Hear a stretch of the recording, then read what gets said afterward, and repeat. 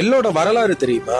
சுமார் 3000 ஆண்டுகளுக்கு முன்னாடியே வெளிநாடுகளுக்கு தமிழர்கள் ஏற்றுமதி செஞ்சிருக்காங்க. எண்ணெயும் சேர்ந்ததான் வந்து எண்ணெய்னு சொல்லுவாங்க. அந்த எள்ளுல இருந்து உருவானதான் நல்லெண்ணு சொல்லுவாங்க. அதாவது பிறந்த குழந்தைக்கு குளிப்பாட்ட பயன்படுறது நல்லெண்ணெய் தான், இறந்த மனிதர்களை குளிப்பாட்டுறதும் நல்லெண்ணெய் தான். ஒருத்தரோட உறவு முறிச்சுக்கிற விதமா எள்ளு தண்ணி அரைச்சிட்டுன்னு சொல்லுவாங்க. அந்த காலத்துல புள்ளப்பெத்த பெண்கள் வந்து கர்ப்பப்பை அழுக்க எடுக்கிறதுக்கு எள்ளு புண்ணாக்கு தான் கொடுத்திருக்காங்க. வயசுக்கு வந்த பொண்ணு வந்து பாத்தீங்கன்னா முட்டையில வந்து நல்லெண்ணெய் ஊத்தி கொடுப்பாங்க.